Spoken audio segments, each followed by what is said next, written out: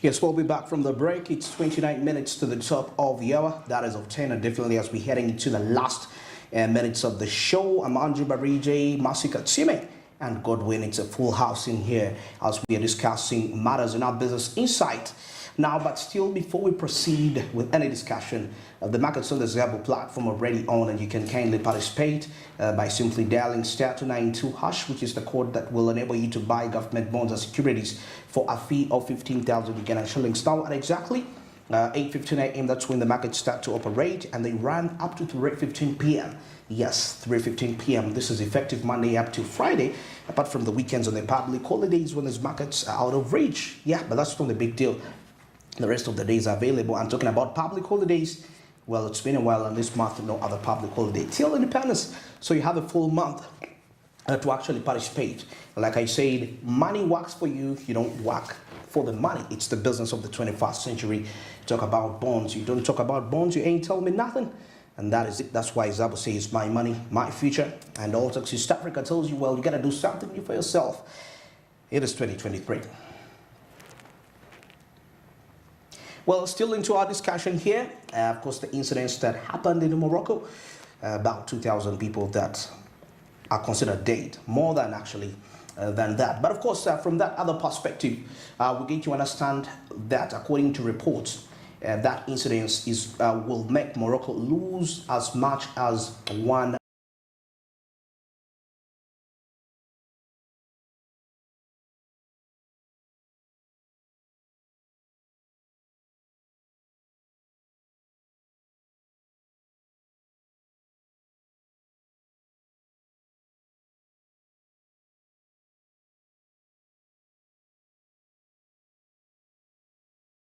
disaster occurs. So Morocco has a social safety net catastrophe insurance, as you mentioned, by the World Bank, which is quite important. And the Moroccan government had also, again, with World Bank support, established a social protection system to compensate uninsured people through a national solidarity fund. That is interesting that this is happening with the earthquakes that are happening around the world. I mean, last year it happened somewhere along in the Middle East. Tunisia, Turkey, Turkey, it was in Turkey, sorry. In Turkey as well. Turkey, in the Middle East, yeah. So this is slowly trickling down. I wonder what measures we have in place, because this is affecting the economy in a large way. In a large way. As you said, they expect to lose over 1 billion. 1 billion. And you see, I look at it from this perspective. You know that Morocco, we deal with Morocco in terms of business, and like we mentioned earlier, fish, though according to the 2021 statistics, 2022 rather, the exports Morocco exported to Uganda weren't really that much. About, I saw there were about 2.3 to 3 million US dollars. That's equivalent to about 10 billion Ugandan shillings. It's not quite a lot of money, but still, that can be essential raw material and it could add up somewhere. But now, let's take a look at now our trade with them in terms of our exports, because one of the key exports that we put out there is locally made smartphones from Uganda. Can you imagine that? Exported in Morocco. So I'm looking at this perspective because remember, since we are talking about the integration of Africa, different traders actually have associations where they deal with themselves. For example, here we have the Casita, we have the CAFO, the UTEA, and so many more. So these organizations normally make initiatives that once these manufacturers actually put these phones out there, they have sorts of connections in Morocco where they can link up with the traders and they can actually give them these phones and they sell them, and they make the business. But now the perspective here I'm trying to see, the focus is on covering the damages. So it's going to be hard for somebody to think of putting up new stock once they know that they actually have to, there are damages that they have. So the damages is the bigger issue in here to settle other than getting no stock. So I'm seeing really trade between Uganda and Morocco being affected for this period, and depending on how fast the government will actually put up measures to counteract the damage. And it also depends on how quickly Morocco is going to recover from the situation. It's said that over $170 million in payouts might be in insurance. So even before they think about trading with any other country, I bet you think about trading within themselves. How are they going to survive? So it's a very huge question, Andrew, that you brought up. How does it affect trade relations with Morocco at this time regarding the phones and the fish? I don't know how that is going to work in the next year. We have to look and observe. for the next coming weeks and see how quickly they recover. Of course, we have to consider the fact True. that we've been talking about this, looking for alternative ways on how to trade with other. I mean, if we've been doing it with Morocco, I mean, there has to be other countries we can do trade with when it comes to these small funds. But definitely, I must say, really, like you said, they are looking for a way now to revamp and, of course, get back. People are still in tears over the losses of their businesses, of infrastructure. They're looking for ways of setting up infrastructure back again, compensating people. It's going to take more than a year for the Moroccan, that state of Morocco to recover. So definitely for us to go back to trade, to do trade with them, we shall have to really find alternative ways of survival for now. Okay, very true. Now, still further on Morocco's insurance market, this is a market that is highly concentrated, but on the reinsurance side, it has its own companies, plus support from more than 30 foreign reinsurers that underpin its still relatively small but growing insurance market. Now, that's a Fitch report from 2022 stating that. Now, back in 2018, it was estimated, that is by the World Bank, that Morocco faced around 800 million in coverage, this is 800 million US dollars in coverage annual losses, that is from natural catastrophes.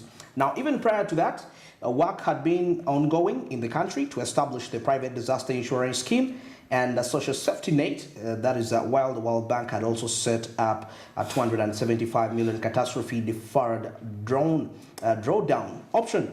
That is for Morocco. That is back in 2019. Now the cut though. Now, are we seeing the role of the World Bank in here, in terms of covering up, funding up, most especially financing for the insurance companies, because they have support from 30 different foreign nations, and we see for our case Uganda, we have this whole perspective of our funding from the World Bank was actually halted, was stopped.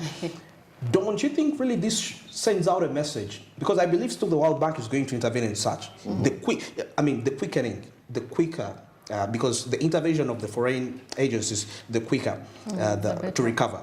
And history has shown us through history that the intervention of foreign aid in situations like this is quite important, right? Exactly. Because you can't plan for an earthquake. When you're planning around, you don't plan for death, you don't plan for... We have a disaster preparedness department, but it's quite hard to plan for some of these things. Exactly. Right? So what measures do we have in place? Do we have insurance in place? I mean, just to talk about what you've said, we're seeing Plenum Investments also said it can be assumed that only a small part of the damage is insured.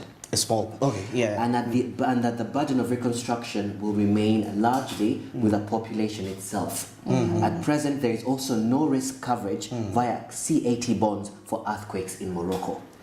Even though this would be an effective instrument for such natural disasters to quickly finance reconstruction and aid. So we're seeing that a lot of the burden is going to fall back on the citizens itself to recover, because only a part of the insurance is covered.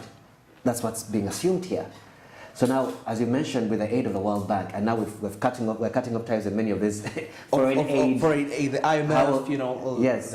Who are we to say that we're completely absorbed of any disasters that might happen? You know what I mean? How prepared are we as a nation? Because if a country is losing 8% of its GDP, how much more if it happened to a nation such as Uganda? Exactly. Okay. These are things to ponder on, by the way, and not to take for granted. I mean, I'm speaking now to the economic experts and the stakeholders in the country, and now that gives us the reason to actually push for the African integration perspective, that if something hits Morocco, it's not hit Morocco. It has hit Africa. I also wonder, Andrew, for those foreign investors within Morocco, foreign investors that invest in Morocco, I wonder if that scares them a little to pull back and say, if this has happened, you know what happens with disaster? It's the image of the country. Now we're going to look at it like, I don't know if my investment is safe in Morocco. But like you say, we don't plan for these disasters. So it's about the insurance policy in that nation that is going to attract the investors to come in that. If they know the investment is safe. Exactly. If it was a political instability, that's a responsibility of the government. But this is a natural sort of a disaster. I believe it's up to now the Moroccan government to see how they can upgrade the insurance policy on how to attract more foreign investors. And actually, you see, like how they say you can use a catastrophe for your good. this is the right time for the government of Morocco to actually put up the best favors, which will attract billions of dollars of investment in the country, because investors from France, because they are almost close to the North Africa, they are close to Europe. It's going to be much more easy once they choose such a time. Why am I saying this? Okay, I'm gonna divert a little bit, but this was a political event. The 9/11 incidents that happened, and I remember during that time there wasn't really a lot of different intelligence agencies. That's the National Security Agency and all that to share intelligence. It was more of whichever body had its own intelligence, and they could deal with it accordingly. But now, after the incidents of the 9/11, that's when the President George Bush decided to deliberately put up a policy of different agencies sharing intelligence. A policy, it was a deliberate security policy. Interesting. Till now, we don't have any attack on America, like talking about terrorism, a serious terror. Now, this is the time for the government of Morocco to actually deliberately put up insurance, because if we see the insurance business being affected most, we should see the government really subsidize. Right, and one of the things that they talked about here is disaster risk financing is expected to rise up the agenda for many countries You see? that have watched the tragic experience of countries such as Turkey, right? So Turkey, Syria and now yeah. Morocco this year, the industry needs to engage and find avenues to support these goals. Yes. So to protect more lives and livelihoods against the devastating effects of natural disasters. This is interesting. Disaster risk financing expected to rise up. To rise up. That's the agenda. And that's what we need to focus on, right? The disaster risk financing, the preparedness. Already we're planning for climate change. Climate change, all of these things are related, right? Because climate change is something you can't affect. You saw the crazy winds that are happening, right? The heavy rains in China that's affecting the fires happening in Hawaii. Fires happening in Hawaii. All this is affecting production, it's affecting agriculture.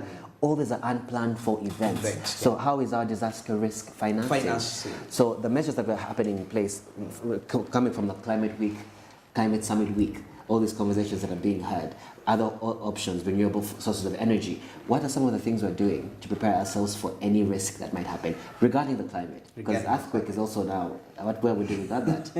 But let me ask, is an earthquake connected to climate change in some sort of way? Isn't it, I'm trying to understand. I think it's more of a it's part of a natural calamity. It is a natural calamity, and we don't know, because we're still discovering the extent at which climate change is affecting the tectonic plates. We're discovering how it's affecting the ground itself. We have no idea. Only research has started to happen in the past 5 years regarding climate change. So all these things that are happening naturally, we don't know what's happening. They could be related in some way. We're talking about climate, we're talking about natural disasters. All of these things are out of our hands, but what can we do and what measures can we have in place to protect our economy? All right, that is what is happening in Morocco, in there. And of course, the key factors that we've actually noted from this discussion is something to do with the disaster risk financing to increase, most especially amongst the different countries in Africa. And I believe it's going to be a definite initiative in the North African countries.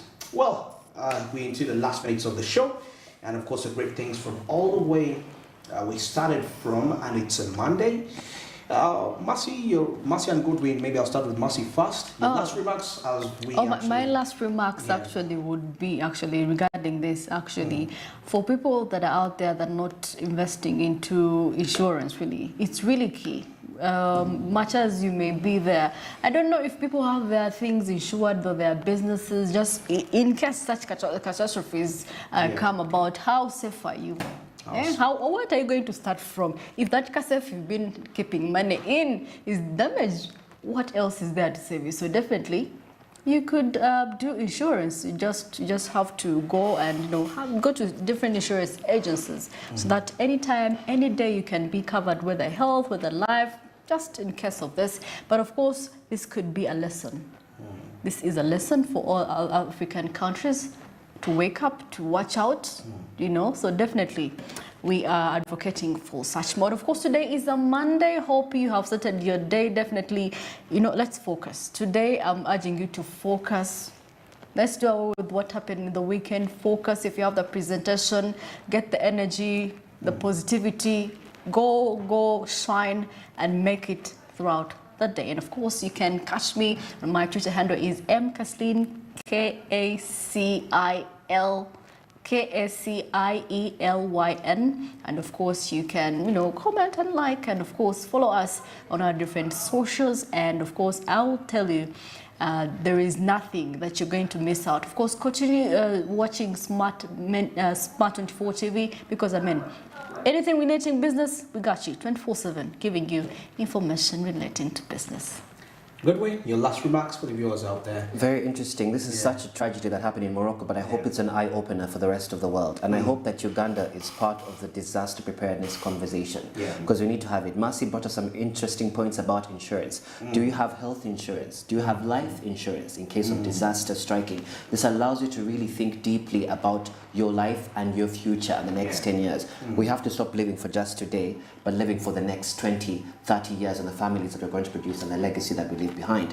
And of course, it's the start of the week. It's Monday. Wishing you a lovely week, and stay focused, stay present. You can follow me on Twitter at Godwin Batuma. But we're looking forward to continuing this conversation, Andrew, about climate change, about what we can do to be able to bolster our tourism in the country and bolster our economy. It's been Smart Means Business today. Absolutely, absolutely. You've had the panel say out there, and definitely as I'm signing up, still to remind you, channel 372, that's on DSTV, and channel 320 on GOTV. And you can also catch us on free to air. Yeah.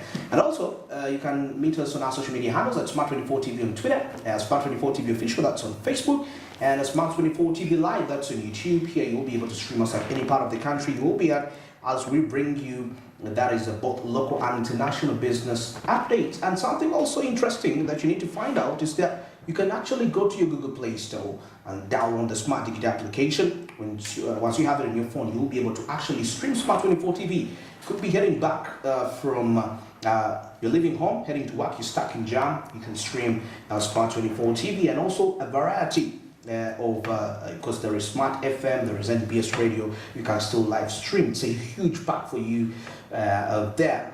And also for the business researchers out there, Smart24TV.tv is their website, official website of Smart24 TV. If you're looking for the business updates, updated facts in there, something very key to deliver, a business report, go to that website. And you can also find us at Plot 42, Nile Avenue. That's the home of Smart24 TV. And of course, find us there. And we have discussions all in relation to business. I've been Andrew Barije, Masi Katsime, and Godwin, been running the show all the way from 7 a.m. Now, as we're heading into the final moments of the show, you can follow me on my Twitter handle, Andrew Barija94, and you can hit me up and let me know what are those topics that you feel like we can actually discuss on the show. I'll be very gladly waiting for that moment, and I'll be able to respond accordingly. Well, till tomorrow, have yourselves a wonderful morning, and above all, go be productive.